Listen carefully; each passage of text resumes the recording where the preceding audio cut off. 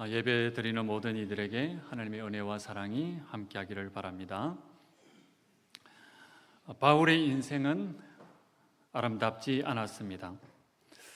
정확하게 말한다면 예수님을 만나기 이전 바울의 인생은 아름답지 않았습니다. 저는 추측합니다. 바울의 인생이 아름답지 않았던 것은 특별히 기억에 남는 사람이 없었기 때문입니다.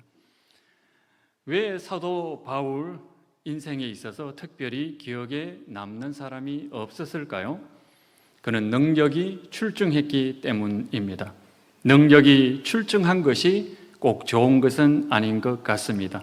오히려 인생을 삭막하게 만들기도 한다는 것을 바울의 젊은 시절을 통해 깨닫게 되었습니다. 여러분 능력이 별로 없으시죠? 저도 별로 없습니다.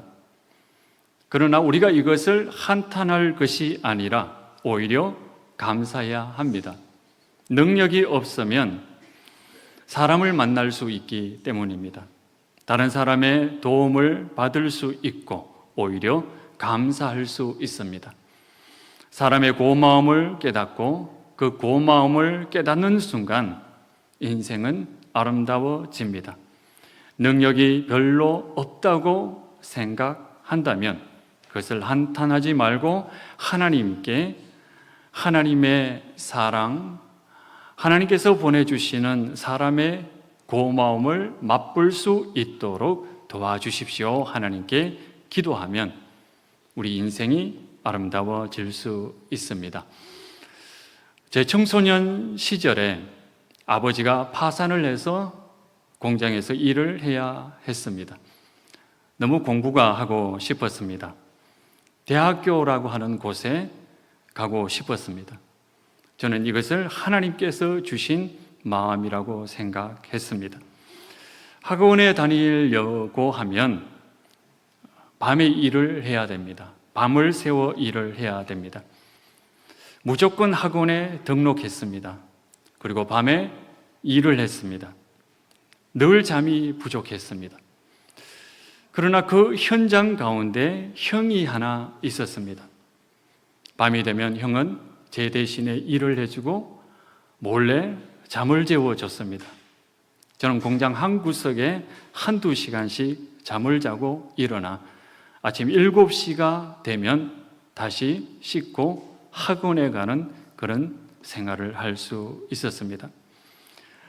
제 청소년 시절은 가난했고 고단했습니다. 하지만 저는 제 청소년 시절이 정말 아름다운 세월이었다라고 고백을 합니다. 제 얼굴을 한번 보십시오. 고생은 단 한 번도 하지 않은 듯한 기공자 같은 모습이지 않습니까? 온몸에는 품위가 흐릅니다. 제가 전에 있던 교회에서 사역을 할 때 담임 목사님께서도 이렇게 말씀하셨습니다. 강영일 목사는 신사 같아. 어떻게 경상도에서 저렇게 부드러운 신사 같은 사람이 나올 수 있지? 이렇게 말씀하신 적도 있습니다. 제가 연약할 때, 제가 부족할 때 저를 응원해 주는 사람이 있었기 때문입니다. 제 청소년 시절은 아름다웠고 그 이후로도 수많은 사람의 도움 때문에 저는 아름다운 인생을 살아왔다라고 고백할 수 있습니다. 그러나 바울의 인생은 아름답지 않았습니다. 그는 너무 능력이 많았기 때문입니다. 사람의 따뜻함을 맛볼 기회가 없었습니다. 그는 예수님보다 나이가 10세 정도, 10살 정도 어렸습니다. 물론 정확하지는 않습니다. 길레기아 다소에 태어나서 헬라 문화권 속에서 성장했습니다. 로마 시민권도 가지고 있었습니다. 가말리엘 문화에 들어가서 유대교의 정통한 신학자가 되었습니다. 자기 능력으로 무엇이든지 일구어낼 수 있는 사람이었습니다. 자신의 노력으로 자신의 탁월함으로 최선을 다했기 때문에 오로지 자신의 능력으로 모든 것을 이루어낼 수 있는 그런 성취를 한 사람이었습니다. 그러나 그 가슴 속에는 언제나 늘 갈등과 불안을 가지고 있었습니다. 이런 불안한 심리를 바리새인이었기 때문에 바리새인의 가르침이 더 심화시켰습니다. 바리새인의 유대교는 늘 외형을 중요시 여겼습니다. 말씀을 외형적으로 철저히 행하는 것, 오로지 자신의 능력으로 그 모든 것을 해내는 것을 중요시 여겼습니다. 기도를 하면 외형적인 기도 형식을 따르는 것을 중요시 여겼습니다. 구제를 해도 외형적으로 어떻게 하느냐를 더 중요시 여겼습니다. 바울은 이런 바리새인 전통을 따라서 유대교의 종교 의식과 율법을 지키려고 철저히 노력을 했고 성공도 거두었습니다. 그런데 열심을 냈지만 그의 인생은 아름답지 못했습니다. 가슴 속에는 늘 불안과 갈등과 불만이 가득했습니다. 이런 불안과 불만을 불을 지르는 한 사건이 있었습니다. 어느 날 예수쟁이들을 보았습니다. 보자마자 너무 화가 났습니다. 자신은 노력해서 이만큼 성공을 거두었지만 내면의 평안과 그의 인생은 아름답지 못했는데 배우지도 못하고 종교적인 노력도 하지 않는 저들이 누리고 있는 그 평안을 바라보니 화가 어떻게 나지 않을 수 있겠습니까? 무지랭이 같은 사람들이 그들 사이에만 그런 가르침이 전파된다면 참을 수 있었는데 조금 지나자 이 예수쟁이의 가르침들이 조금 배웠다고 생각되는 사람들에게도 퍼져나가기 시작했습니다. 그러자 사도 바울은 두려움을 느꼈습니다. 내가 누릴 수 없는 마음의 평화를 누리는 것도 화가 나는데 이 예수쟁이의 가르침이 자기가 한평생 노력해온 유대교의 토대를 흔들 수 있다라고 하는 그런 두려움이 더욱더 분노하게 만들었습니다. 그 분노는 폭력적인 형태로 나타났습니다. 예수님을 믿는 사람들을 잡아서 족치기 시작했습니다. 벌을 주기 시작했습니다. 심지어 스데반 집사를 잡아서 돌로 쳐 죽이는 모습을 방관하고 정인으로 서기도 했습니다. 이것은 명백한 불법입니다. 그 명백한 불법을 알고도 바울은 방관했습니다. 사내들인 회원으로서 재판도 받지 않는 그 사람을 사형할 수 있는 권한은 없었습니다. 심지어 로마의 허가를 받아야 됨에도 불구하고 그것을 무시했습니다. 사도 바울은 다메섹에 있는 예수님을 믿는 사람들도 많이 늘었다라고 하는 소식을 듣자 억누를 수 없는 분노를 품고 다메섹으로 향했습니다. 사도 바울이 다메섹으로 향하는 길에 어떤 일이 일어났는지 여러분은 이미 잘 알고 계실 겁니다. 부활하신 예수님을 광채 가운데 만났습니다. 사울아 사울아 내가 어찌하여 나를 핍박하느냐라는 예수님의 음성과 더불어 자신의 눈을 멀게 하는 빛나는 광채를 보게 됩니다. 사도 바울의 눈을 멀게 한 강렬한 빛은 무엇일까요?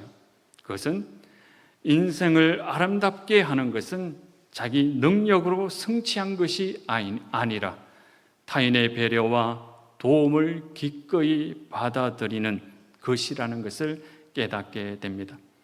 그리고 한평생 하나님의 은혜, 하나님께서 베푸시는 도움 없이는 인생은 아름다울 수 없다는 것을 깨닫게 됩니다.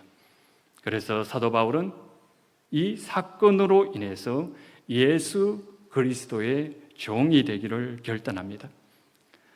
이런 일은 성경에서 아주 흔하게 나타납니다. 아브라함, 모세, 여호수아, 다윗은 모두 여호와의 종들입니다.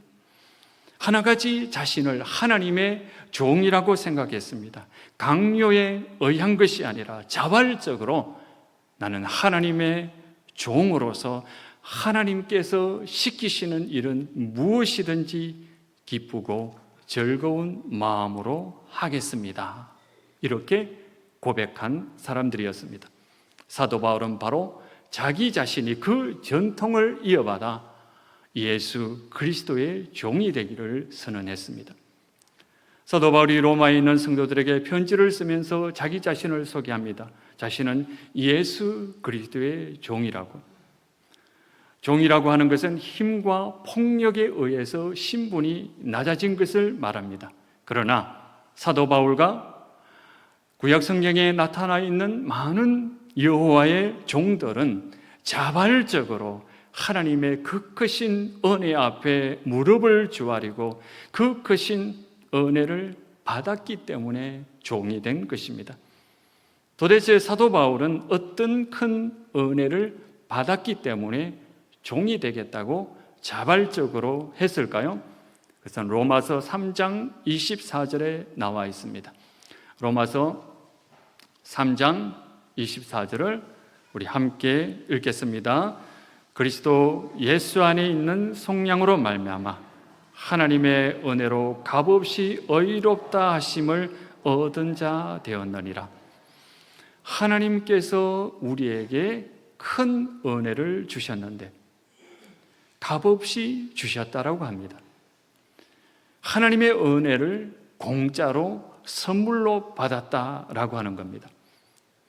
그러나 이것은 정확하게 말하면 내가 공짜로 받았다라고 하는 것이 아니라 누군가가 엄청난 굉장한 값을 치렀다는 뜻입니다. 나는 지불하지 않았지만 누군가가 그 값을 대신 치렀다라고 하는 겁니다. 그 값은 아버지 하나님께서 성자 예수 그리스도를 죽음 가운데 내어주셨고, 성자 예수님은 아버지의 그 뜻을 따라 사람을 살리기 위해 자발적으로 자신의 목숨을 내어 놓으셨다라고 하는 뜻입니다. 하나님께서는 우리를 살리기 위해서 말로 다 할 수 없는, 인간의 언어로, 인간의 계산으로 다 할 수 없는 값을 치러 주셨습니다. 그래서 그 은혜를 우리가 선물로 받게 되었습니다. 1997년에 이탈리아 감독 로베르토 베니니가 인생은 아름다워라고 하는 영화를 만들어서 개봉을 했습니다. 보신 분들은 알겠지만 영화의 배경은 2차 세계대전이 한창이던 이탈리아입니다. 유대인 청년 귀도는 아름다운 아가씨를 만나 사랑에 빠졌고 결혼을 하게 되었습니다. 그리고 그 둘 사이에는 조슈아라고 하는 조그만 아이가 태어납니다. 그리고 조슈아가 조금 자라게 되었을 때 무솔리니라고 하는 독재자가 모든 유대인을 수용소에 감금하라라고 하는 명령을 내립니다. 그 수용소에서 모든 유대인들은 죽음의 공포 속에 살아야 합니다. 귀도는 자신의 아들 조슈아가 죽음의 공포를 견뎌낼 수 없을 것이라는 것을 알고 그 수용소의 생활이 일종의 게임이라고 이야기를 합니다. 게임이라고 이야기를 합니다. 그리고 그 게임에서 1000점을 얻으면 탱크를 선물로 받는다라고 이야기를 합니다. 그래서 조슈아는 어린 나이에 그 죽음의 공포를 이겨내고 생존할 수 있었습니다. 그런데 어느 날 귀도는 군인들이 수용소에 있는 모든 수감자를 죽일 계획을 하고 있다는 것을 알게 됩니다. 귀도는 자신의 아들 조슈아를 은신처에 숨깁니다. 그 그리고 자신의 아내가 어디 있는지 몰라서 아내를 찾아 났습니다. 그 가운데 귀도는 군인들에게 잡히게 됩니다. 군인에게 잡혀서 이제 끌려가 죽음을 당하는 그 시점에 저 은신처에 숨어 있는 아들이 자신을 바라보고 있다는 것을 깨닫게 됩니다. 보게 됩니다.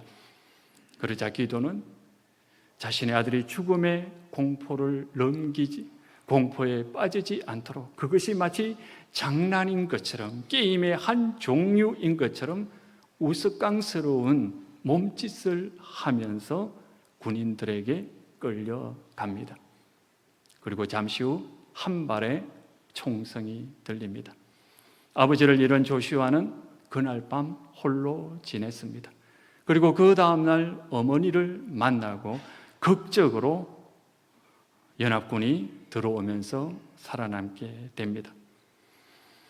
영화 끝에 조슈아는 아빠를 해고하면서 말합니다. 아버지의 희생은 자신에게 주신 귀한 선물이었다고. 그러나 베니니 감독은 아버지의 희생과 더불어 더 큰 진리를 우리에게 말하려고 합니다. 수용소라고 하는 현실 속에서도 인생은 아름다울 수 있다고. 아버지의 배려와 사랑 그리고 희생이 있었기 때문에 그 험한 인생을 살았지만 인생은 아름다웠다라고 고백할 수 있다라고 베니니 감독은 더 큰 진리를 우리에게 가르쳐 줍니다. 사도 바울이 깨달은 것은 바로 이것입니다. 나를 위해 아무 조건 없이 죽을 수 있다라고 하는, 죽을 수 있는 분이 있다는 사실을, 그것도 나의 부모가 아니고 내 형제도 아니고 나사렛 출신 예수라고 하는 그분이 나를 위해 아무 조건 없이 죽을 수 있다라고 하는 그 사실, 그리고 나사렛 예수가 사실은 하나님의 아들이시고 하나님은 자신의 아들을 아무 조건 없이 나를 위해 내어줄 수 있다는 것, 그것이 바울의 인생을 아름답게 만든다라고 하는 사실을 깨닫게 되었습니다. 이 사실을 깨달은 사도 바울은 무릎을 꿇습니다. 하나님 아버지, 제가 잘못했습니다. 저를 용서해 주십시오. 제 노력으로 제 가슴 속에 있는 이 모든 것들을 해결하려고 했는데 결과는 다른 사람을 판단하고 다른 사람을 핍박하고 다른 사람의 인생을 황폐하게 만드는 그런 처참한 결과를 만들었고, 내 가슴 속에도 불안과 불만족과 갈등이 가득한 삶이었습니다. 그러나 나를 위해 아무 조건 없이 모든 것을 내어 맡기는 하나님 아버지의 그 사랑 안에 이제 내가 무릎을 꿇고 이제 당신의 종이 되어 살아가기를 원합니다. 내가 이런 사랑을 받았으니 이제 그 그늘 안에, 그 사랑 안에 살아갈 뿐만 아니라 당신을 위해서라면 무엇이든지 할 수 있는 사람이 되기를 원합니다. 당신의 종이 되기를 원합니다. 그러자 하나님께서는 그를 사도로 명하셔서 예수 그리스도의 복음을 전거하는 사람으로 만들었습니다. 어제 한 가정이 새롭게 출발하는 결혼식을 바라보면서 기도했습니다. 저렇게 아름다운 신부를 키우기까지 부모는 얼마나 많은 사랑과 헌신을 했을까? 새로운 한 가족이 가족으로 들어와서 그 가족이 더 행복해지기를. 여러분, 우리의 말과 행동이 우리 공동체를 힘들게 할 수도 있고 우리 공동체를 더욱더 행복하게 할 수도 있습니다. 우리는 예수 그리스도 덕분에 우리의 인생을 아름다웠다라고 고백할 수 있는 믿음의 사람이 되었습니다. 그리고 우리가 예수 그리스도의 종이 되겠다고 자발적으로 하나님 앞에 무릎을 꿇은 사람들입니다. 여러분의 행동과 말이 우리 교회의 행복의 보탬이 되도록 예수 그리스도의 은혜를 늘 마음에 품고 살아가시기를 바랍니다. 기도하시겠습니다.